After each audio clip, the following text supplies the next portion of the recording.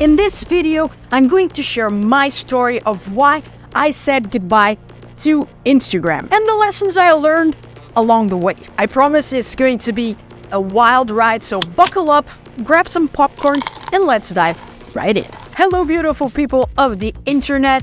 Vanessa here to drop some truth bombs on you. Now, I know you're thinking, Vanessa, why the heck are you talking about leaving Instagram? Social is what you do, for crying out loud. And you're right, but even us social media geeks have our limits, and let me tell you, Instagram was pushing all my buttons. I used to post everything from my breakfast to my latest work project, but it all just felt like a hot mess. It wasn't a strategy. It was just there. And let's be real, who wants to follow someone who posts about their oatmeal every day? Not me, for sure. Or maybe me.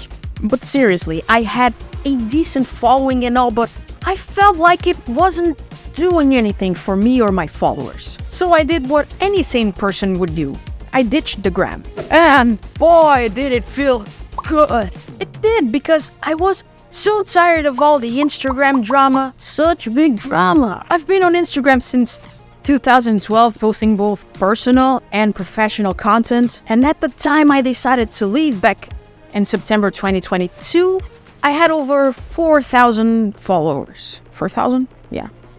Give it or take. 4,000. 4,000. However, my content was all over the place. I would post Instagram stories randomly and my feed lacked consistency. I used carousels to showcase topics from my YouTube videos, but I never had a clear approach to the platform. I didn't have a niche. I was not talking to a specific niche like I am now. Am I? Did I get to you guys? I would post whenever I felt like it without any planning or alignment with my personal brand. Because yeah, I've built a personal brand. I'm that kind of a person. I did. After all those years, I decided it was time to step back and reassess my approach. I needed a strategy, a plan, something that made sense for someone with my profile. And that was reason number one on why I left Instagram. Another reason was my follower base. Although I had accumulated more than 4,000 followers over the years, well, many of them were inactive or simply not interested in my content. Cause yeah, I did what no one should do. Let me explain. Back in 2017, I tried a like-for-like scheme.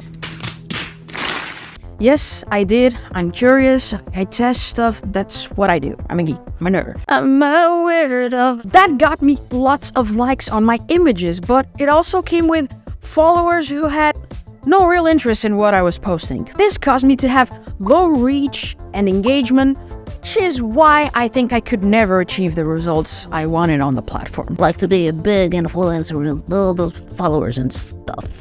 Be on the beach, on my bikini every day. I'm not judging. We teach tolerance. Finally, I just couldn't take the Instagram bullshit anymore. I felt like the platform had lost its essence and had no real vision for the future. Instagram was trying to be everything by incorporating features from other platforms like stories from Snapchat or reels from TikTok, and that just became too confusing for me. I feel like Instagram is only staying relevant because of the sheer number of people still using it, not because it's a cool platform anymore. Unpopular opinion.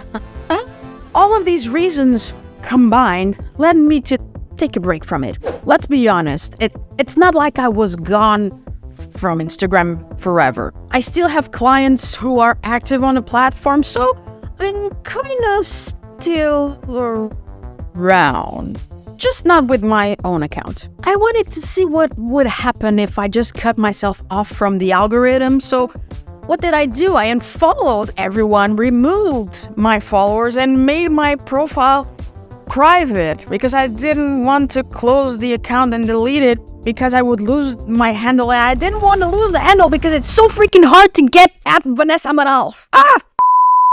It was like a mini experiment, and it was really interesting. But let's talk about the effects. Sure, I had lots of invisible followers, but I also had a lot of people interacting with me through my Instagram stories, for instance. People really seemed to enjoy getting a glimpse into my daily life and what I was up to. I have no idea why. It's so boring.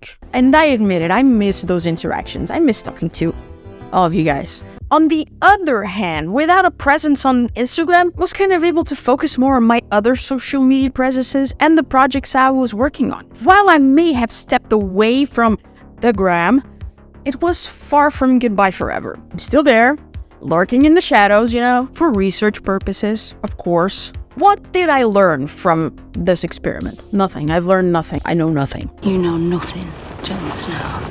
Remember that I made my account private, unfollowed everyone, and removed all my followers? Yeah, after I did it, I found it odd that the algorithm was still remembered my interests and kept feeding me with accounts and content related to the same old topics. I thought that the recommendations would become lost or disappear forever. But guess what? I realized I was still following some hashtags. And you remember that, right? That's why it kept recommending things I liked. So I removed all of those things, hashtags and stuff, and now my Instagram account is a lonely feed with friend recommendations. And I don't want friends or recommendations. I'm totally kidding. I miss my friends. I have friends.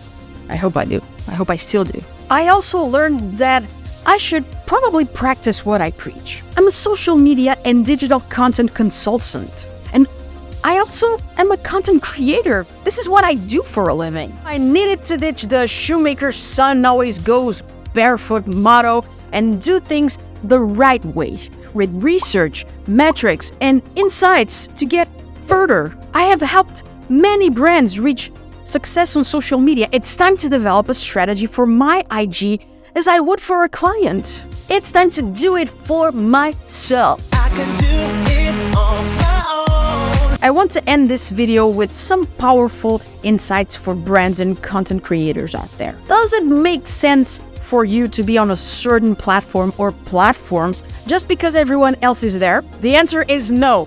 Definitely not.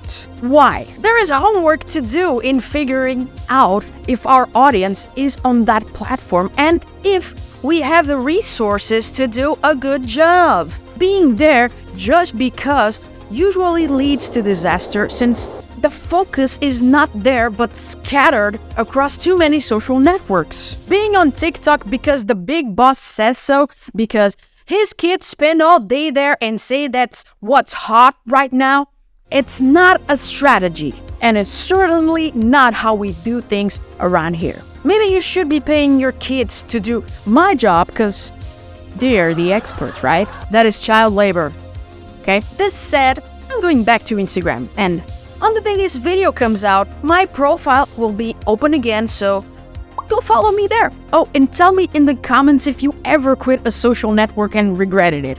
Comment, go down there, right now, go.